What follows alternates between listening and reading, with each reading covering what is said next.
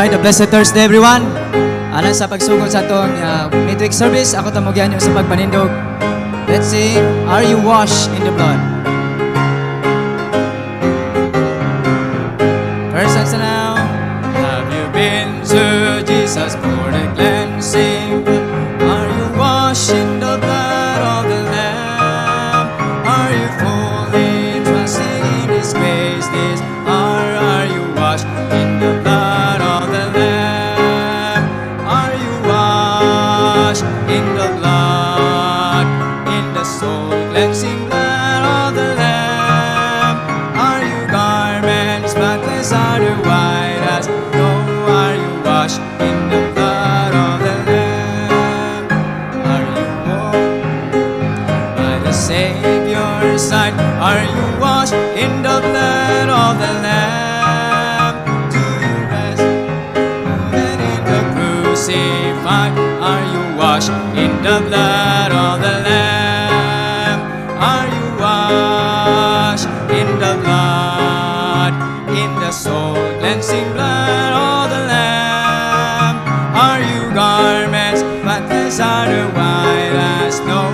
Are you washed in the blood of the Lamb? Lay aside stain with sin and be washed in the blood of the Lamb. There's a fountain flowing for the souls and clean or be washed in the blood of the Lamb. Are you washed in the blood, in the soul cleansing blood of the Lamb? Are you garments spotless, are you white as snow? Are you washed in the blood of the Lamb?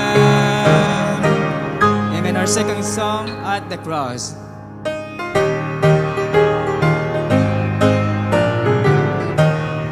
All the persons now. Alas, indeed my Savior lived, and did my sovereign die. Would he devote the sacred head for such a worms as I? At the cross, where I first saw the light, and the burden of my heart rolled away. It was there by pain I received my sight, and now I am happy all the day. Was it for crimes that I have done, He grown upon the tree? Amazing pity, grace unknown, and love beyond degree. At the cross, where I first saw the light, and the burden of my heart rolled away. It was there by pain my sight, and now I am happy all the day. But can they repay the days of love I owe?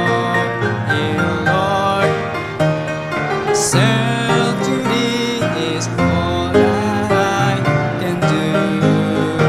At the cross, where I first saw the light, and the burden of my heart rolled away. It was there by pain I received my sight, and now I am happy all the day. Akong giyan nyo, Pastor Daniel Abaw, para sa atong opening prayer.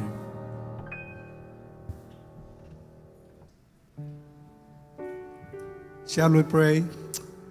Our dear Heavenly Father, would like to thank you, Lord. Dagang salamat sa imong kamaayo sa kinabuhi sa matag usa kanamo, Ginoo. You are truly our God who look upon the needs of each and every one of us. Imong gihatagan ang nagkulang, Ginoo, ug imong gigamit ang imong gipanalanginan dakilang Dios. Salamat. Today, Father God, you had given us Thursday in this local church nga kung saan, Ginoo, we have to give you all our praises and glory because you had blessed each and every one of us. But most of all, Father God, today you want us to surrender ourselves to you, Father God, to give maybe somehow sa among mga panginahanglan, and if there's still needs of healing, maybe somehow, that we can come to you, Father God. And somehow, Father God, sa imong mensahe dakilang Diyos, ikaw magapanalangin, gamiton nimo ang imong mensahero, Panginoon, upang at the same time, Father God, that we will be blessed and we will be guided into our daily lives, Father God. Father God, I pray na sa pagkakataong ito, dakilang Diyos, may mga kapatiran pa somehow na papunta pa lang dito, dakilang Diyos. I pray, Father God, that you will bless them, protect them, and allow them to reach this place also safely, Father God.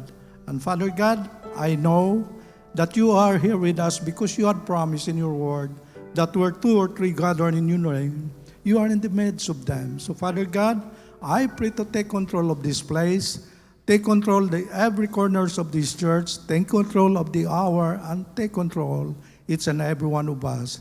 This we pray in the mighty name of our Lord Jesus Christ and Savior. Amen and amen.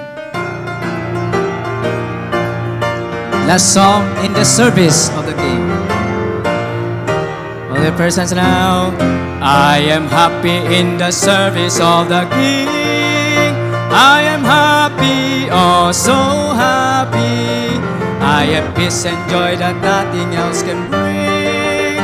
In the service of the King. In the service of the King. Every talent I will bring. I have peace and joy and blessing in the service of the King. I am happy in the service of the King. So happy through the sunshine and the shadow I can see. In the service of the King. In the service of the King. Every talent I will bring. I have peace and joy and blessing in the service of the King. I am happy in the service of the King. I am happy, oh so happy. To His guiding hand forever I will cling. In the service of the King. In the service of the King. Every talent I will bring. I have peace and joy and in the service of the King. I am happy in the service of the King. I am happy, oh so happy. All that I possess to Him I gladly bring. In the service of the King.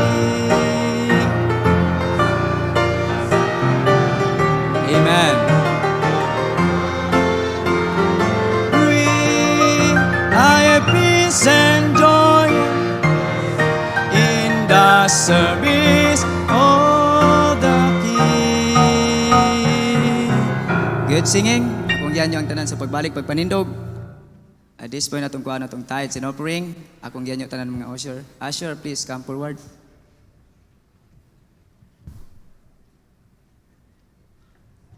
Akong yan yung Brother Rene Bartolaba para sa pag-ampo sa itong mga halad. Kampo ta, kanimo man nga langit nun, Ginoo, giday ka namo gipasalamatan ning kahaponon karon. Salamat ay Ginoo sa imong paguban sa matag sa kanamo. Nga din kami magkasimba sa biya kanimo sa espiritu ug sa kamatuoran. Salamat kay Lord sa imong gihatag kanamo Ginoo nga pagpahunong sa ulan. Salamat Ginoo sa imong kaayo sa matagusan namo kinabuhi. Bisan pa man Lord sa among mga kigsunan karon nga nagpadulong pa, ako nagampo Lord nga ikaw Ginoo uban nila diri padayon nga makadangat sila Ginoo sa ulay kakulian. Ug Lord pasiluwasad mi sa mga salang nahimo di sa mga tubangan. Lord ugasi mi sa iyong hamiling nga dugo nga imong sa cross aron Ginoo takos kami nga makadulda kanimo amahan. Bisan pa man Lord sa among tayo sa offering karon, ako nagampo Lord nga ikaw Ginoo magapanalangin ini nga aron Ginoo magamit sa imong bulaton Ginoo. O kining tanan akong gisalayda kanimo pinagasagaman ng ngalan ni Hesus. Amen.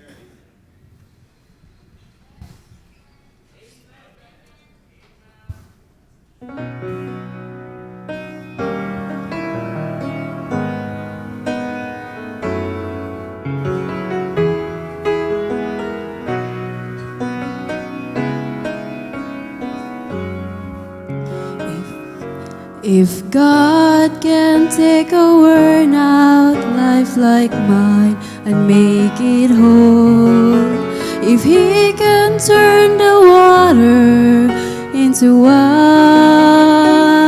if He can raise the dead, calm the sea, give light to the blind, it's such an easy thing to take a darkened life and make it shine. Jesus can do it all for you. He knows everything you need. He knows just what to do. You should have seen the way I was before I let Him through. If He did all this for me, I know that He can do it all for you. Life was just a game for me to play on and on, a puzzle with 1,000 pieces gone, and every time I thought the picture fit, I found out I was wrong. My life was incomplete, 'cause Jesus had the pieces all along. Jesus can do it all for you. He knows everything you need. He knows just what to do. You should have seen the way I was before I let Him through. If He did all this for me, I know that He can do it all for you. Jesus can do it all for you. He knows everything you need. He knows just what to do. You should have seen the way I was before I let Him through. If He did all this for me, I know that He can do it all for you.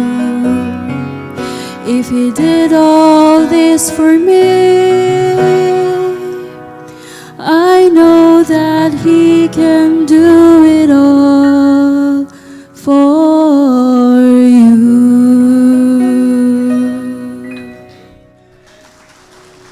Amen. Salamat sa special number. Mayong gabi kaniyong tanan. Salamat kong anaa mo bisag ulan. O Ginoo mag-bless kaninyo no sa inyong pag-anhi sa atong midweek service. Nagilhanan ka na nga kamodo nagyoy gugma diya sa Ginoo. Kay kung ulan ang ubang Kristohanon, discourage na mo nagsimbahan basta ulan. Pero salamat ko sa Ginoo nga naa mo no ang nag-ampo ko nga ang Dios hatag kaninyo og pinasahi nga mga panalangin niktak na sa kagabion karon. Okay, so sa di pa nako i-introduce ang atong speaker. Salamat ko sa Ginoo nga we have a speaker tonight. No, he's a missionary going to Thailand. So doon ako announcement sa Friday. No, alas 5 ba? James? Brother James? Alas 5 no? Dito sa Ubos atong hall sa Ubos. Doon na tayo meeting sa mga nagtudlo sa mga bata, no? Dugay-dugay na mo nagtudlo niya wala ta makahimo sa meeting. So ay mo kalimot ugma alas 5 doon na tayo meeting aron maistoryahan nato ang mga problema sa inyong tudlo sa mga bata about sa mga lesson nga inyong gigamit na dapat mauli na to na sa saktong panahon aron makakuha na sa tagbago. Okay? So, ang atong speaker karon no, is going to Thailand. Salamat ko sa Ginoo sa iyang kinabuhi. What a blessing, maigsoon ko sa Ginoo. Every time that we have a visiting missionary sa atong church, no, it's a blessing. Gibisitahan tag missionary, sila mo hinungdan nga nung i-bless ta sa Ginoo financially. Amen? O gisent out siya sa La Carlota Metro Bible Baptist Church, no? Under ni Pastor Edgar Nono.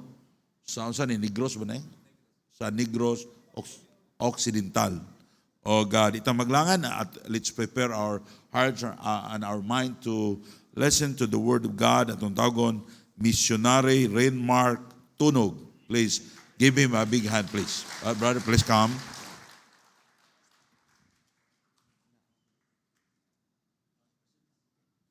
Okay, thank you so much, Pastor Raiso Brabas and family. Before ko mag-preach, I will just going to share a little bit about my calling sa Thailand. By the way, I am Missionary Renmark Tunog once again. Ako isa ka pastor's kid and I grown up in the ministry and early in my age, God worked within my heart that one day I will become a missionary because bata pa ko, as I answered the PACE manuals in ACE, I usually love to go to social studies. And in social studies, usually I could see great men na kinoconsider ng Europe, ng Americans, are one of them are missionaries. And I asked the Lord, Lord, is it possible that one day I can become a missionary? Then as I grow up, of course, doon yung desire sa puso mo, pero nung pagdating ko ng high school, nandun yung peer pressure. Being a pastor's kid, sabi ko mas maganda pala pag maraming pera. No, iba. So sabi ko magsusupport na lang ako. But God find a way that I surrender my life in the Bible school. Then there in the Bible school, God worked within my heart once again with my calling to become a missionary during the missions conference when Dr. Donnie Whitlock preached about the life of Jonah who is running away from God. Then here's Isaiah that has the willingness to offer his life to God. Then I told God, Lord, wherever you lead me, I will follow. Then times goes by, after I graduated from the Bible school, nakapagtapusin po ako ng education. Then after that, I helped my father in the work and also in the school. But God find a way na dinala niya po ako sa Thailand. Then there in Thailand, nakita po kami ni missionary Jairi Janono. Then as he started the ministry, I back him up. Dalawa po kami nag-start ng ministry. And with God's grace, 7 years na po ako doon sa Thailand. And God is working within the lives of Thai people. Why I surrender in Thailand? Because makikita nyo po yung buhay ng Thai people. Most of them haven't heard about Jesus. Even po yung mga estudyante ko, every time I ask them about Jesus Christ, they do not know who is Jesus Christ. I share to them the gospel every time na magtatapos na po yung klase. And there are times na pag pinapataas ko yung kamay who wants to accept Jesus Christ as your Lord and Savior, some of them will raise their hands and some of the kids will say, "Hoy, di ba Buddhist ka mo? Nagataas ka mo kamot." "Uy, dili gali." You know? So the burden came in my heart, especially more early in the morning. Makikita nyo po yung mga monks dumadaan po 5 o'clock in the morning. Yung mga Thai ando na naghihintay, may pera, may pagkain po, mag-o-offer po sila. Ipagpipray ng monk. Then after 10 seconds sa pagpipray ng monk, they're excited to start their day believing that they are blessed. That's why I told God, Lord, kung hindi mo ako gagamitin dito, saan pa? That's why that time, I surrendered my life in Thailand. So please pray because I will start in Rayong, Thailand. Ang gawain po natin ngayon, nasa Chonburi po, under kay Missionary Jairi Janono, but I will be starting in another province in Rayong, Thailand. And please pray, nakapagawa na po tayo ng gawain doon. We have the medical mission, trucks distribution. This coming November po, at the end of October, babalik po ako doon because the first week of November, we are going to have once again the medical mission. So please pray that God will prepare the hearts of Thai people. There's a great work waiting ahead of us. And I encourage everyone, maybe some of you, God is calling to a mission field. It will be a great blessing. So consider Thailand also. Thailand is so great and we need more missionaries that will surrender their life in the mission field. So ito po yung gawain natin sa Thailand through this video. Titignan po natin.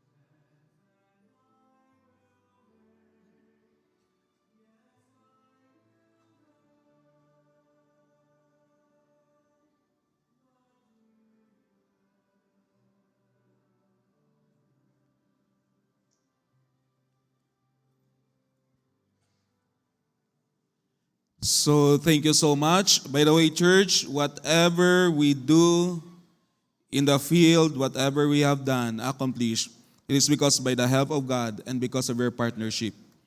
Wala po kaming magagawa, we can do a very little thing kung hindi po kayo nagpe-pray po sa amin at nagsusupport. So once again, I would like to thank you for your support and sacrifices for us missionaries. Please pray. After my wedding this October 18, I will be going back to Thailand. Pero po yung mapapangasawa ko po ando na po sa Thailand. She's a teacher there. And please pray that God will prepare the hearts of the Thai people. Will study the language for 1.5 years because hindi po tayo makakagawa ng gawain at hindi po tayo makapag-train ng locals pag hindi po ako nakapag-study ng language. Right now, may Bible school na po tayo in Thai, Bible school in Filipino. So please pray that ang prayer ko, pagbalik ng Thailand, we could build as many churches as we could and let the local be the pastor of the church. So yan po yung desire po natin. So once again, thank you so much for this great opportunity. Every time nandito po ako sa Mindanao, I usually pass dito po sa Bigkarangan and I could see usually yung church po ninyo, especially ni Pastor Ray. And I pray to the Lord, kailan kaya ako makakapunta dyan? No? Hindi magtama po yung schedule namin ni Pastor Ray. But I praise God for this wonderful opportunity na makapagtayo po sa inyo at could share the Word of God. And I pray that the Word of God will be a blessing to everyone. So I would like to bring your attention this time in Luke chapter 9. Luke chapter 9 verses 57 to 62. And requesting everyone to please stand with me. Luke chapter 9 verses 57 to 62. Let's read the passage responsibly. Babasahin ko po ang verse number 57, kayo po sa verse number 58. Luke chapter 9 verses 57 to 62. Verse 57, the Bible says, "And it came to pass that as they went in the way, a certain man said unto him, Lord, I will follow thee whithersoever thou goest."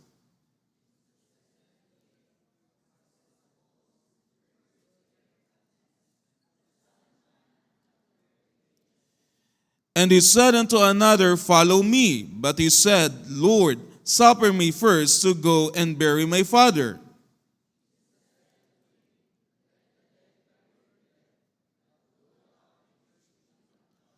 And another also said, Lord, I will follow thee, but let me first go bid them farewell, which are at home at my house.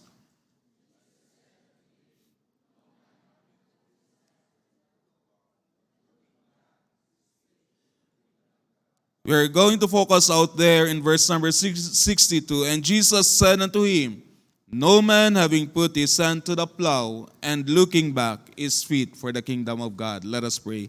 Our Father God, thank you, dear God, for this wonderful opportunity that you gave us.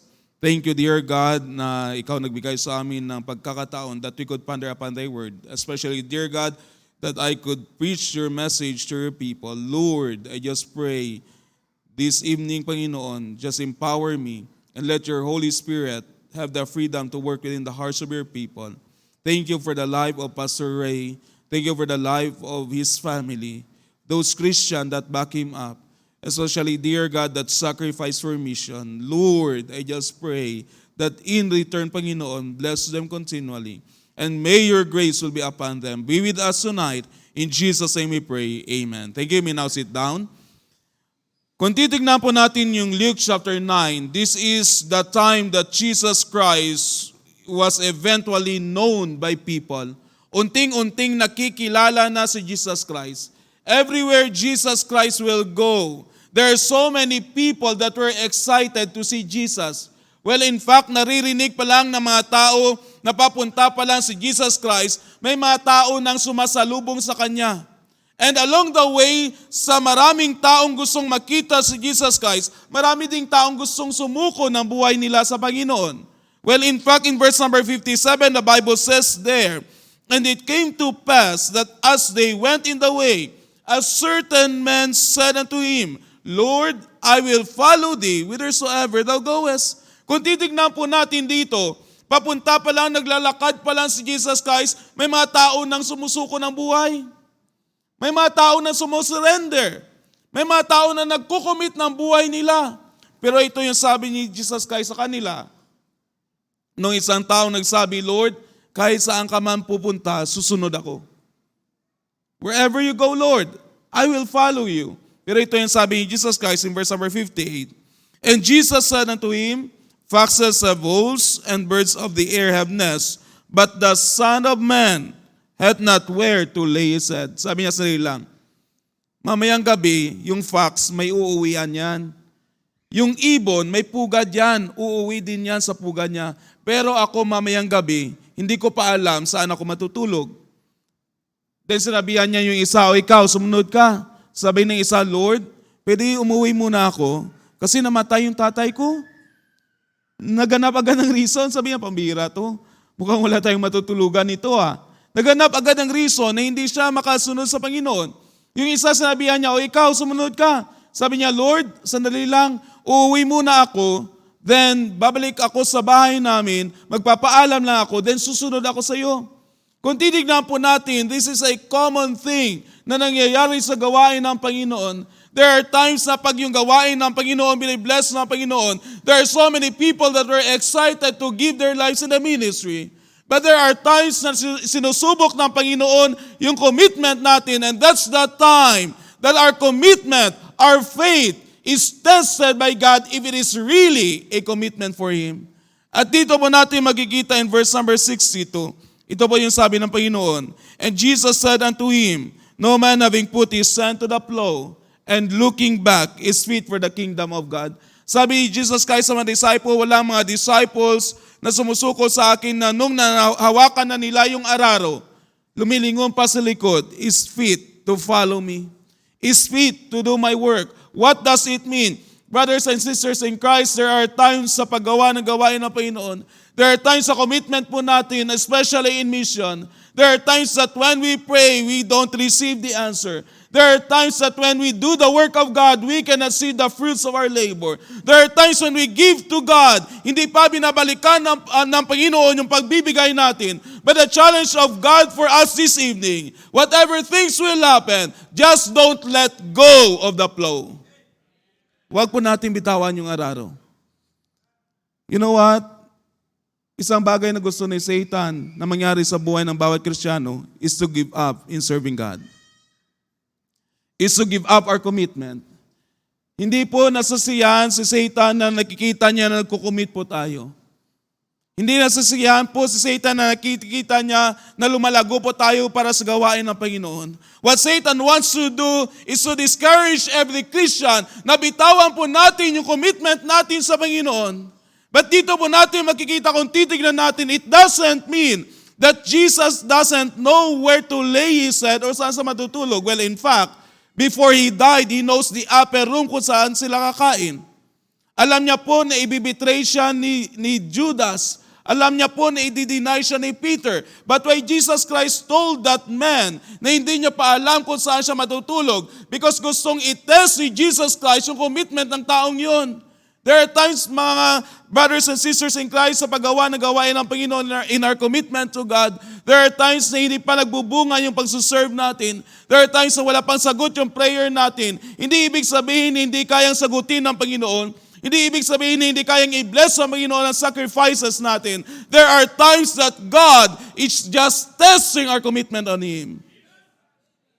Whether totoo po yung puso natin sa Kanya. Because sa paggawa ng gawain ng Panginoon, this is what I always observe. The hardest time is the waiting time. Pag-start po ang dali. Excited po tayong lahat. Maraming mga taong nagkukumit. Pag-pray po, lahat po tayo nagpipray. But there are times that our commitment is tested when God is not answering our prayer. Pag hindi pa po nagbubunga yung mga bagay na ginagawa natin sa Kanya. Sa Thailand po, we prayed, me and Missionary Jerry Janono, every time we meet, we prayed that God will give us Thai. With God's grace, binigyan po kami ng Thai ng Panginoon after 2 years. Na-discourage pa yung Thai kasi nung nag-Bible study na po kami, Pastor, sinira ng Pastor Jaire about tithing. Sabi ng Thai, pambihira ka, pumunta ka dito. Tapos sasabihan mo ako, pag hindi ako nagbigay, i-curse ako ng Panginoon, lumabas kayo dito. Isa lang yung nakakaintindi. Gumaganon-ganon siya. Sabi namin ni Jesus, ano kayo nangyayari dito? Nagwala yung tay. Sumasakay kami sa motor, umuulan pa ba? Tapos yung motor, miyo pa na maliit, yung lalaki namin. Sabi ng tay, wag na kayong bumalik dito. That's part of serving God. But you know what? We just continue. Share the gospel. Do something to reach the tay. Give tracts. Everything we do. Then one day, may isang tay na binigay ang Panginoon, seryoso sa Panginoon, that right now they are faithfully serving God. You know what? We do not know in what way God will bless our sacrifices. Just continue. We do not know in what way God will work. Just continue. We do not know in what way God will give the fruits of our labor. But the thing is this, God is expecting us that we need to continue doing the work of God. Kaya po dito natin makikita, in doing the work of God, first thing that we need to know in 1 Corinthians 3:9, for we are laborers together with God. Ye are God's husbandry, ye are God's building. In doing the work of God, remember this one, brothers and sisters in Christ, we are fellow laborers in God. Sa gawain po dito, hindi lang po ito gawain ng iisang tao. Hindi lang po ito gawain ni Pastor Ray. We are so blessed every time we are here. We are so blessed na mga missionaries every time to see the work that God has given. But by the way, each Christian has a part in the ministry of God. Because God wants na ang bawat Kristiyano, one day, magkakaroon ka ng bunga para sa Panginoon. That one day you will see the fruits of your labor. That's why if God is calling you to surrender in a certain field, surrender your life. You know what? It is more blessed to surrender your life in the field. It doesn't wrong to work. It is not wrong to support the mission or the ministry. But it is more blessed if you give your life. If you're going to ask me, kung pipiliin ko po yung pagiging teacher in Thailand, na may sahod po at mag-i-enjoy ka, or pagiging missionary, I would like to tell you that I would choose to become a missionary. Because it's really different when you have the opportunity to invest your life to God wholeheartedly. And I encourage you, brothers and sisters in Christ, maybe God is calling you tonight. Maybe God is working you in a certain field. We have so many nations, countries right now na wala pa pong missionary. In Europe, there are so many countries. In Asia, there are some countries na hindi pa po napupuntahan ng missionaries. And maybe God is calling you right now. And maybe Satan is telling you to give up. And maybe Satan is telling you it's impossible. But God is telling you that don't let go of that commitment that you have given unto God. Kaya po dito natin makikita, we are fellow laborers. By the way, kung ano man po nagagawa namin sa field, it is because you, Christian, you pray for us and support us. Kami lang po nakikita nyo. Maybe mga reports lang po nababasa nyo dyan. Pero whatever thing we accomplish, it is because of the help of God and it is because of your partnership. And one time, one day, when we all get to heaven, God will reveal all your sacrifices to Him. Kaya po ang challenge ko this evening, just don't let go of the flow. Just continually be partners with missionaries. Continually be partners with the work of God. Para hindi po natin mabitawan yung araro very quick. First, we need to stop looking back. In verse number 62, the Bible says here, ito po yung encouragement and challenge ni Jesus Christ sa kanila. And Jesus said unto him, no man having put his hand to the plow and looking back is fit for the kingdom of God. Ang unang bagay na dapat natin gawin, stop looking back. Maraming mga bagay po sometimes na nililingon po natin. There's so many things in the past na hindi pa po natin mabitawan. There's so many things in the past na hindi po natin mag-give up. That's why we cannot continue in serving God. Akala po natin kung magsuserve tayo sa Panginoon, kung may mga bagay tayong give up, sometimes lugi po tayo. But I want to encourage you this evening, whatever things we sacrifice for God, one day, God will repay them all. Kaya sabi ng Panginoon dito, the danger of looking back, first, we are prone for discouragement. Paglilingon po tayo sa likod, we'll be discouraged. Kasi hindi po sa lahat ng panahon, blessed po tayo. Hindi sa lahat ng panahon, nagbubunga po yung pagsuserve natin. Hindi sa lahat ng panahon, may answered prayer po tayo. Can you imagine the Israelites? Nung tumawid po sila ng Red Sea, nag-i-enjoy po sila ng Shekinah glory at that time. They enjoy the leading of God, the guidance of God. But the time na tatawid na sila ng Red Sea, lumingon sila sa right, lumingon sila sa left, nakita nila puro bundok. Nung lumingon sila sa likod, nakita nila yung mga Egyptian, papunta na, malapit na. Sinising nila si Moses. Moses, di ba sabi namin, wag mo na kaming dalhin sa promised land na yan kasi mamamatay kami. Tignan mo ngayon, we're going to die. But God told Moses, Moses, just tell my people to go forward. I-point mo yung rod mo sa Red Sea. Then Moses told the Israelites, just go forward. The time na pinoint niya po yung rod, that's the time na nahati po yung Red Sea. And that's the time nang tumuloy yung mga Israelites. That's the time out of their history that they experience na nakalakad sila sa lupa in the midst of the deep Red Sea. Why? They go forward. Christians, we will never experience the hands of God working in our lives if we will give up. God is at work within our lives. Maybe God is silent, but it doesn't mean God is not with us. That's why in times of trouble, let's continually pray unto God. In Habakkuk chapter 3, verse number 2, the Bible says here, O Lord, I have heard thy speech and was afraid. O Lord, revive thy works in the midst of the years. In the midst of the years, make known. In wrath, remember mercy. Nung narinig ni Habakkuk na yung mga Assyrians pupunta na ng Judah, aatakihin na sila, Habakkuk prayed unto God not to strengthen the soldiers, na hindi palakasin yung mga sundalo, hindi na lagyan pa sila o bigyan pa sila ng maraming mga sandata, but Habakkuk prayed unto God that once again, God will work within their lives. Kasi alam ni Habakkuk, kahit gaano karami yung mga sundalo nila, kahit gaano sila katalino, kagaling sa pagkikipaglaban, pag hindi po sila tutulungan ng Panginoon, wala po silang magagawa. Brothers and sisters in Christ, ito po yung ipag-pray lagi natin sa Panginoon. When we are doing the work of God, that the hands of God will be upon us. Kasi po kahit gaano po tayo katalino, kahit may kakayahan po tayo, pag hindi po tayo tutulungan ng Panginoon, wala po tayong magagawa. Because what we are doing is the work of God. That's why in everything that we do for God, let's always pray that God will work with us. That's what we always pray in the field. Kung ano man po yung nagagawa namin sa field, it's not because may kakayahan po kami. It is because one time, one day, God is working within the midst of us.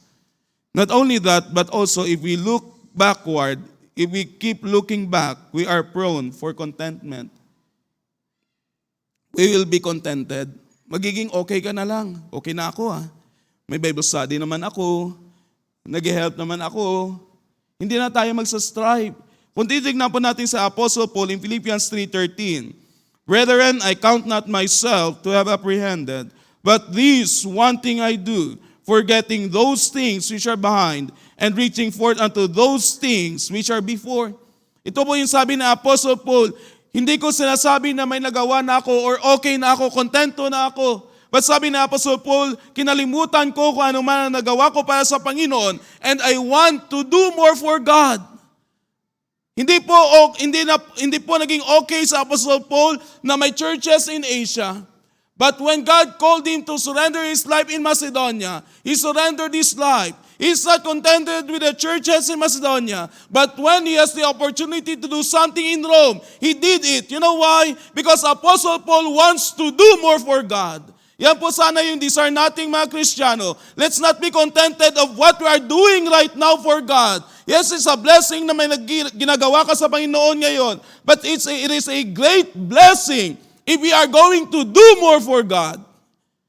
Because in verse number 14, ito po yung desire na Apostle Paul, I press toward the mark for the prize of the high calling of God in Christ Jesus. Alam niyo po, why Apostle Paul is not giving up doing something for God? Kasi po yung pinakamalaking desire niya, that one time, one day, when he faced Jesus Christ,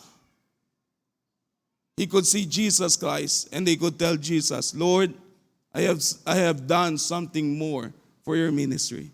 And his greatest desire, are not only the material things na binibigay ng Panginoon, but His greatest desire, one time, one day, the greatest prize na ibibigay ng Panginoon when we face Him.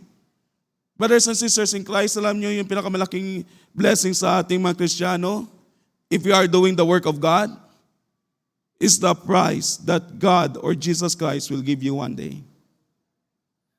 Yung mga bagay po sa mundong ibabaw na ito, lilipasin po ito. Pero po yung mga investment mo sa Panginoon, that will remain all throughout eternity.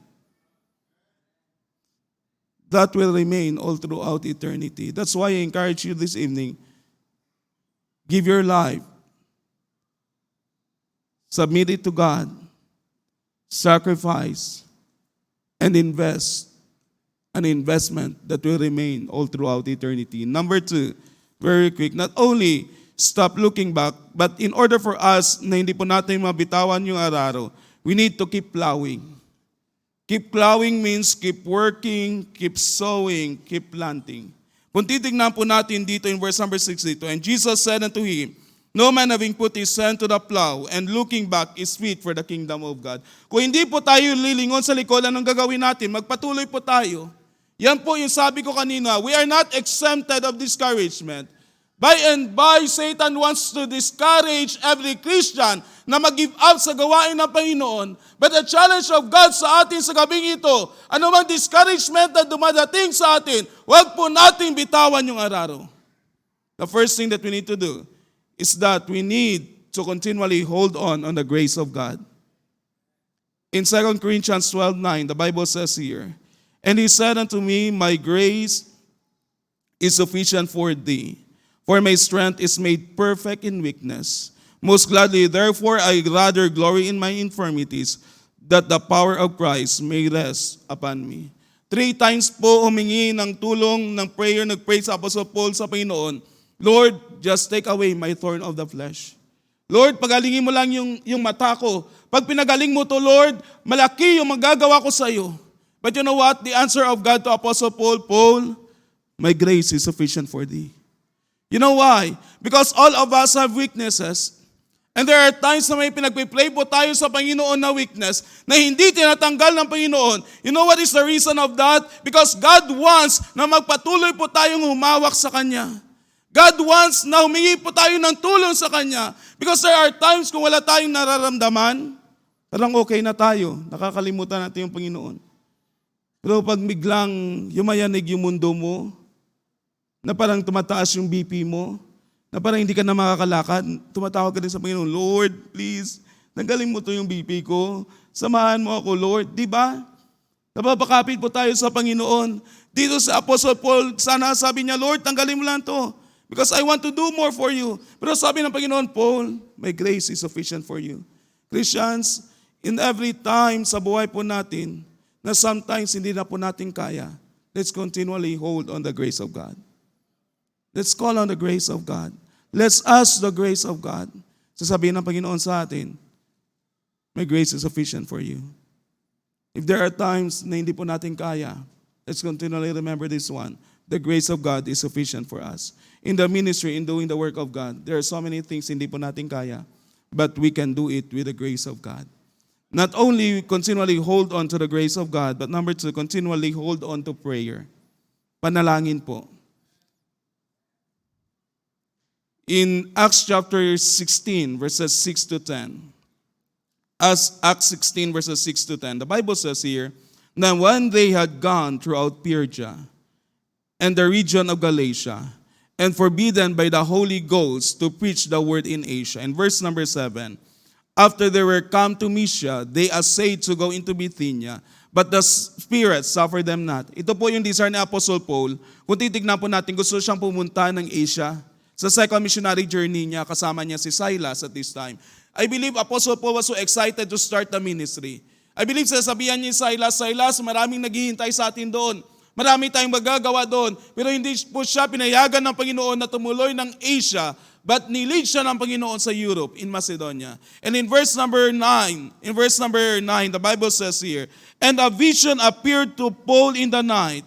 There stood a man of Macedonia and prayed him, saying, come over into Macedonia and help us. Nung andun na si Apostle Paul, humiga na tutulog, there's a vision appeared unto him that there's a one man asking help, Apostle Paul. Paul, sana pumunta ka dito, kailangan ka namin. Try to imagine, with one soul that asked the help of Apostle Paul, he responded to the call of God. Kung tinatawag ka pala ng Panginoon, we're not looking for the 100 soul. We're not looking for the 1,000 soul. We are looking for every soul that will receive Jesus Christ as their Lord and Savior. Because every soul is very important in front of Jesus Christ. Because we do not know, ang isang kaluluwa na yan na maligtas, one day will become a missionary. One day will become a pastor. One day will become a pastor's wife. One day will become the supporter of the church. You know what happened? Nung nag-surrender sa Apostle Paul, after na naghugas si Apostle Paul at si Silas sa gilid ng ilog, pag-ahon po nila, nakita nila si Lydia. Shinare nila yung gospel na convert. And Lydia became a blessing to their ministry.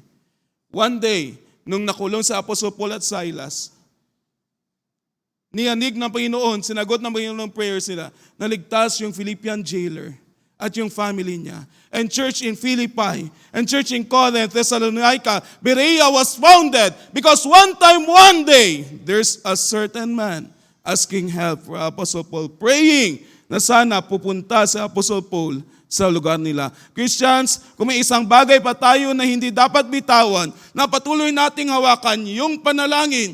Because take note of this, we are all results of answered prayers. Because one time, one day, somebody prays for us. I believe, grabing amount na prayer ni Pastor Sobrabas and the family when they started the ministry here. Hindi basta-basta po. I understand the prayer life of the pastors because I am a pastor's kid. And hindi po mawawala yung panalangin sa buhay ng bawat pastor. You just don't know, nakaupo ka lang dyan. Nag-i-enjoy ka ng ministry mo, nag-i-enjoy ka pumunta ng church. But one time, one day, there's the man of God praying for you. Christians, let's not give up prayer because we are all results of answered prayer. Maybe before, yung mga missionaries ang pumunta ng Philippines, sumusulat din ng reports sa kanilang sending church at nagsasabi, pray for the Philippines that God will turn upside down. Maybe mga missionaries from US, mga local missionaries po natin dito, they're writing for their sending churches na sana ipag-pray nyo yung mga Filipinos, yung Philippines, that God will turn the Philippines upside down. And praise God right now, if not number one, we are number two sending missionaries all over the world. You know why? Because one time, one day, there are people that were praying for the Philippines. There are people that are praying for the Filipinos that God will use them. And please pray right now that one day, Thailand will be a country that will send out missionaries also. It's quite impossible. But remember this one, when God will work in our prayers, there's nothing impossible with God. That's why po, pag isang bagay talaga na hindi natin bitawan, yung panalangin. Give up everything but never prayer. Because when we work, but when we pray, God works. Tandaan po natin yan. If we want to tap the hands of God, let's continually pray. But not only that, but let's not let go of the plow. We need to keep plowing. Why? Because we have a fight to finish. In 2 Timothy chapter 4, verse number 7. 2 Timothy chapter 4, verse number 7. The Bible says here, I have fought a good fight, I have finished my course, I have kept the faith. Alam niyo po, si Timothy at this time, napakabatang pastor pa. Nag-iisip si Apostle Paul, paano ko kaya i-encourage yung young Timothy kasi mamamatay na ako? You know what, Apostle Paul, Timothy, Tim, remember this one.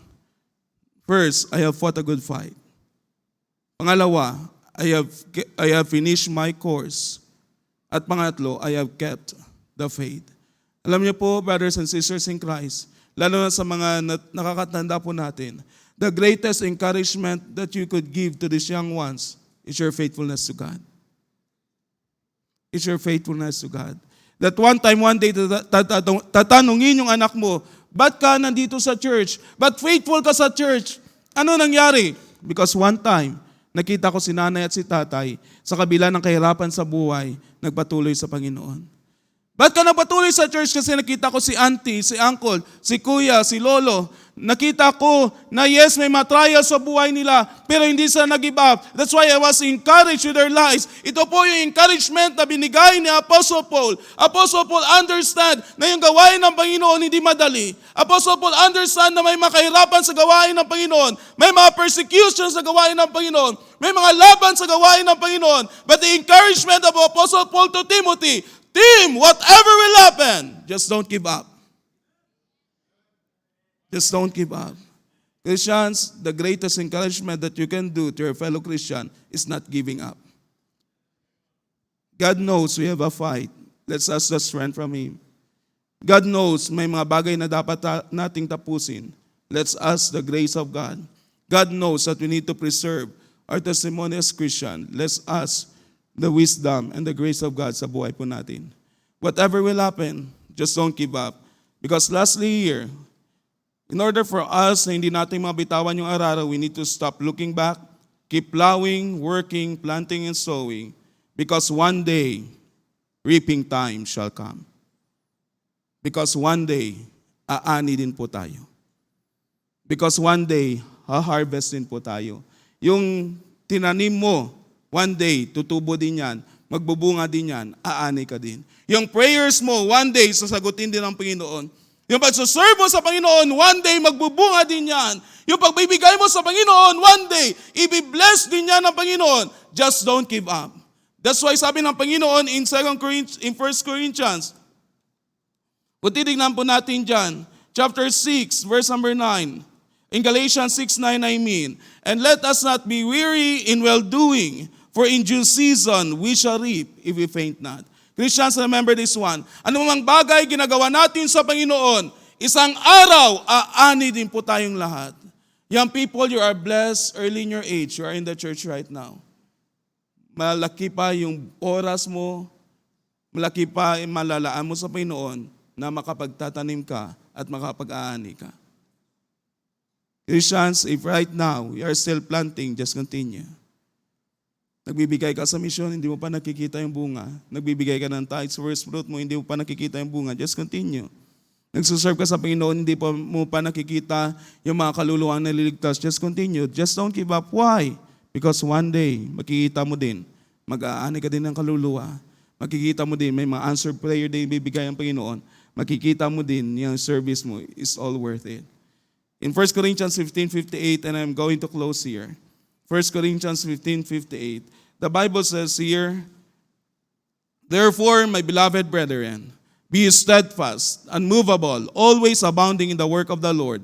For as much as ye know that your labor is not in vain in the Lord. Take note of this, Christian, kung may isang bagay pa na dapat magpakatatag po tayo, na dapat kapitan po natin, na dapat hindi po natin sukuan, yan yung gawain ng Panginoon. Because sabi ng Panginoon dito, for as much as you know, your labor is not in vain in the Lord. Yung labor po natin sa mundong ibabaw na ito, mawawala din po to. Pero tandaan nyo to, yung labor natin sa Panginoon, kung tama lang yung puso po natin, it will remain throughout the eternity. I believe Apostle Paul, when he faced God, he is crying. He is telling God, Lord, kung hinabaan mo pa sana yung buhay ko, sana, Lord, marami pa akong magagawa para sa iyo. But I believe Jesus Christ told Apostle Paul, Paul, it doesn't matter. Well done, thou good and faithful servant. Lord, bata pa si Timothy. Kung binigyan mo pa sana ako ng 10 years, sana may magawa pa ako. May ma-plant pa ako na churches. But I believe Jesus Christ told Apostle Paul, Paul, it doesn't matter. See, your labor is not in vain.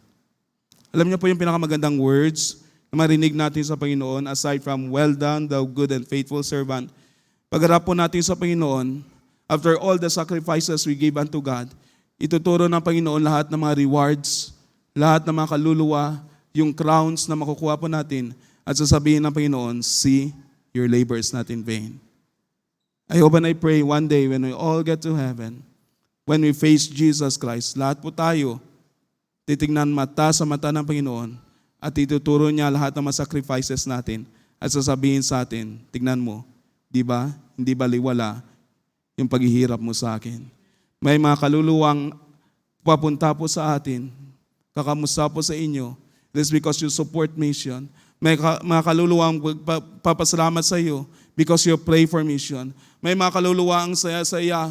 They enjoy heaven. They are so thankful to you because one time, one day, patuloy ka sa magbibigay, sa pag-pray ng mission, sa pagsusol winning. And the greatest part is this. We have the investment that will remain all throughout eternity. Christian, sa gawain ng Panginoon, all of us experience trials. All of us will experience discouragement. But the encouragement of God tonight is this, just don't give up. Just don't give up because one day, makikita natin lahat ng bunga ng paghihirap natin. Let us pray. Our Father God, thank you for tonight. Lord, just pray. Sana po yung salita niyo naging blessing sa bawat isa. I don't know the spiritual condition of your people right now. Maybe some of them enjoying your blessing, some of them discouraged, some of them are praying, what is your perfect will? But Lord, yes, pray tonight. Sana po ikaw magpatuloy, bigay ng kalakasan sa bawat isa. May mga bagay pa kami na dapat na gawin sa iyo, malalaking bagay. And we need to continually do and help our pastor. We need to continually invest and pray because one day, aani din po kami. Just be with your children, encourage them continually, give them strength. In Jesus' name we pray. Amen.